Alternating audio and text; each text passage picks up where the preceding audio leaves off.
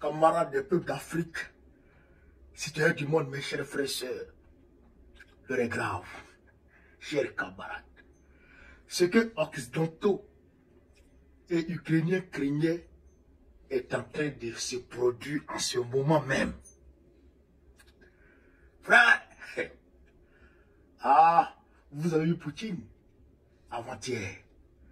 Il a revêtu sa tenue militaire.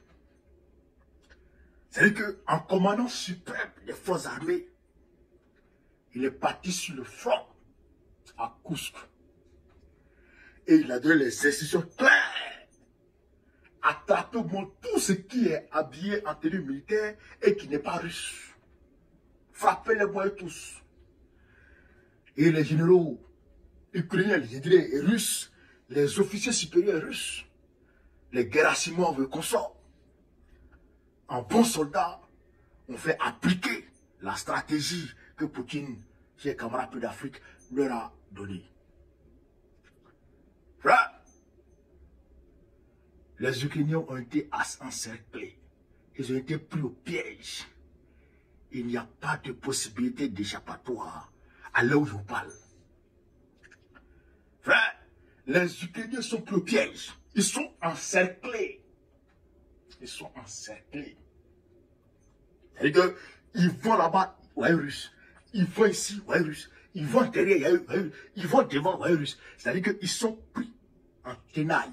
C'est-à-dire qu'ils ne peuvent rien faire. Rien ne peut les sauver à part, pardon, Poutine. Où ils déposent les armes.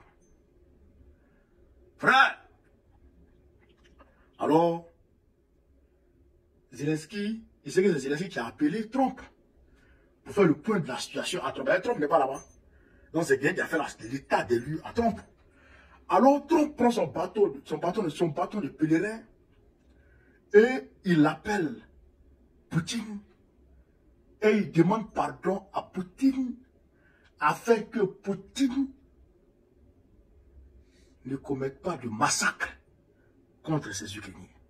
Il demande pardon à Poutine pour que Poutine épargne la vie de ces Ukrainiens pris au piège à Kousk. Voici la déclaration de Trump sur son média True. Que dit Trump? Écoutez ce que Trump dit. Vous pouvez lire en même temps avec moi. Nous avons eu hier des discussions très fructueuses avec le président russe Vladimir Poutine. Il y a de fortes chances que cette guerre horrible et sanglante prenne enfin fin. Mais en ce moment précédent, des milliers de soldats ukrainiens sont complètement encerclés par l'armée russe et dans une situation très défavorable et vulnérable. C'est Trump qui dit ça. J'ai demandé instamment au président Poutine de leur épargner la vie. Ce serait un massacre horrible du jamais vu depuis la Seconde Guerre mondiale. Que Dieu les bénisse tous. C'est ce que Trump a dit, chers camarades d'Afrique. C'est pas moi qui parle, c'est Trump qui parle. Alors, chers camarades d'Afrique, c'est que quand tu as raison, c'est-à-dire que quand tu parles, quand tu alertes, frère, quand tu alertes, quand tu mets en garde, et que les gens n'écoutent pas, et que la situation que tu as prédit arrive, quand même, il faut dire vraiment, je suis un visionnaire.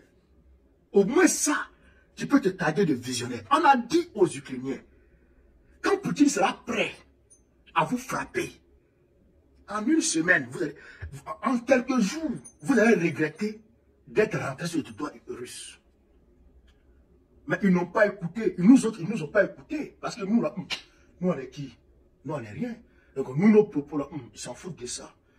Mais il y a d'autres experts qui ont mené leur analyse et qui ont abouti à ces mêmes conclusions. Vous comprenez ça? Pour dire que quand les Russes seront prêts, ils vont frapper. Ils savent, ils connaissent la guerre. Ils sont rompus à la guerre. Ils sont rompus à la guerre.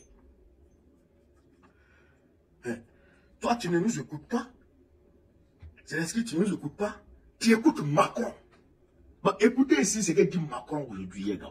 Pendant que Trump demande à Poutine d'épargner leur vie, écoutez ce que dit Macron, chers camarades. Emmanuel Macron exhorte la Russie à cesser les déclarations dilatoires et à accepter une trêve. Ah, le petit Macron, vraiment, ce petit-là. C'est-à-dire que Macron, mais il se prend trop, il se considère pas comme de la merde, quoi. C'est-à-dire pour lui, mais il est trop puissant. Pour lui, il est trop puissant. Est-ce que vous voyez un peu? Mais deux éléphants sont en train de discuter. Et toi, écureuil, tu fais quoi là? Écureuil, tu fais quoi dans la discussion de deux éléphants? Hein? Écureuil. Macron, quand tu es écureuil, par rapport aux deux éléphants, Trump et Poutine. Quand tu peux voir, et tu parles, pourquoi on dit que Macron aussi a parlé? C'est ce le fait là. Macron, viens ici, viens ici. Bébé Macron, il est sur Facebook, il est sur TikTok, il est sur YouTube. Bébé Macron ici, écrivez Macron. Macron, viens ici, viens dans ici. Assieds-toi, prends ton tabouret. Négociation là, on t'a pas mis dedans, on t'a pas appelé. On t'a multiplié par 0, tu n'existes pas. Tu t'es levé, tu es parti chez Trump pour qu'on te donne une place. On donne une place à l'Union européenne plus l'Angleterre à la table de négociation. Trump vous a dit, mais vous avez passé 3 ans ici, pourquoi vous n'avez pas créé votre table de négociation? Et puis c'est moi ma table de négociation, vous voulez vous asseoir. Quittez ici. Trump t'a chassé. Et d'ailleurs, Trump t'a fait accueillir à la Maison Blanche par la petite porte. Il t'a fait accueillir par la petite porte par une femme que personne ne connaît. Quelle honte. Quelle honte. Une femme que personne ne connaît. Non seulement ça, mais il t'a fait passer par la petite porte. Et que derrière les gens, derrière la cour, André, un amant Gizeka, il veut voir sa copine. C'est comme ça que ça s'est passé.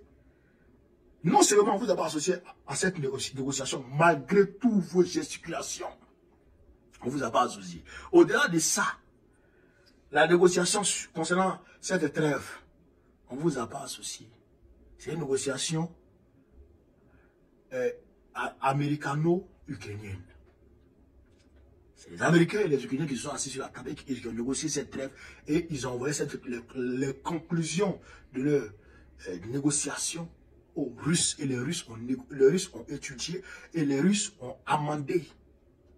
Les Russes ont amendé. Et les Russes, Poutine a fait des déclarations et c'est ce qui est considéré comme déclaration dilatoire. Mais ça, c'est rien, ça. On ne te calcule pas, petit Macron. On ne te gère pas. Écureuil devant les éléphants, tu ne comptes pas. Quittez ici. Est-ce que vous comprenez? Donc, chers camarades d'Afrique, aujourd'hui, Trump a demandé pardon à Poutine afin qu'il épargne la vie des Ukrainiens. Et nous, on s'aligne en tant que peuple civilisé. Nous, les Africains, nous sommes un peuple civilisé. Parce que nous, les Africains, on ne va pas créer terroristes pour venir tuer les êtres humains. Non, on n'est pas comme ça.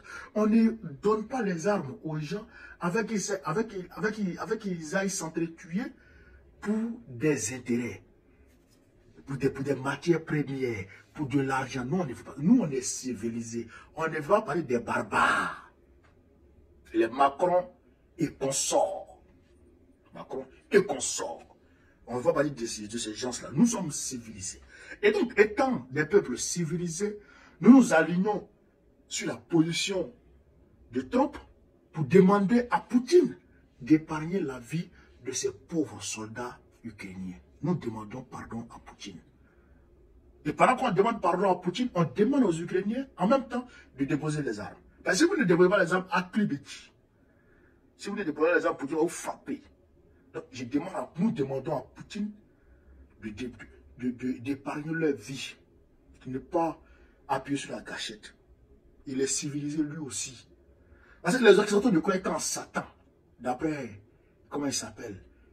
Lavrov, Sergei Lavrov, ministre des Affaires étrangères de la Russie. C'est ça qui est la réalité. Et c'est de ça qu'il s'agit. Donc, chers camarades d'Afrique, voilà un peu ce qu'il peut vous dire sur cette vidéo. Avec le Koursk là, c'est fini. Poutine a déjà récupéré son territoire. Et d'ailleurs, il veut annexer d'autres territoires ukrainiens le long de la frontière avec le Koursk. Vous êtes rentré, non? Ok, quand vous êtes rentré, je vais prendre aussi demain. Il va l'annexer encore. Là, il est en vitesse. Il annexe le maximum qu'il va annexer. Et quand il finit d'annexer comme ça, là, on transfrontière, puis c'est fini.